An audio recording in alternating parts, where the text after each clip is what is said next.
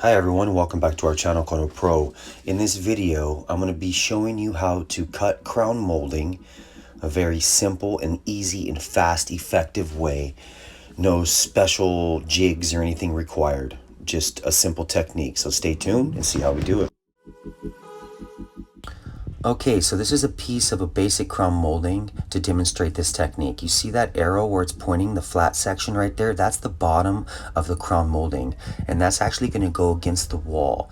So how you're going to cut the crown molding is you're going to take that flat section and you're going to put it up against your chop saw fence, which is that vertical part on your chop saw, and you're going to mimic basically the way it's going to sit on the wall or on the cabinet to cut it.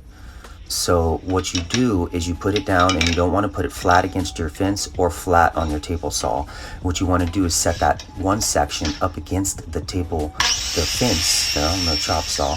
You're going to want to set it up against there and mimic the way it sits on the wall or on whatever piece of furniture that you're installing this on. So if it's going to sit on the wall and pop out like that, that's how you want to cut it.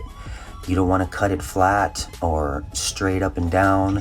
You just want to literally sit the bottom part of the crown molding flush against your back part of your chop saw, okay, which is your chop saw fence, and then you're going to make your cuts, your 45-degree cuts to get your corners, your outside corners, and then you're going to be able to put everything together. Once you do a couple cuts and you see how nicely it fits together, you're going to realize, wow, this is a really awesome technique, and I can make so many things, and it's really fun. So stay tuned. In a second here, we're going to build a little something just to demonstrate a couple things, or that you can do with crown molding once you learn how to make the cuts.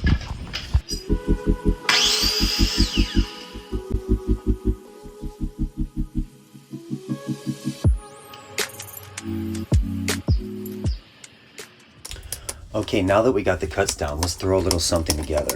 So we're gonna make a little wall sconce, and I'm just basically demonstrating how you can, throw the crown molding together. I like to tack it in the very bottom, which is the thickest part of the crown molding, and then on that first detail, which is another really thick part of the crown molding, and you want to shoot it in at an angle so it catches both thick parts of the crown molding. Once you have that locked together, you can do multiple things with it. You can use it to, cap a post for a fence or a column in your house. You can wrap a column in your house, or you can just wrap your cabinets with this, or you can make a cool little sconce basically like this. You can take that, nail that together, put it on the wall, and you have a little plant holder, or you can put some books on top of there. Really cool little technique. Hope you all enjoyed the video. You should check out our shorts too on our channel, and remember to subscribe and like. Kona Pro out.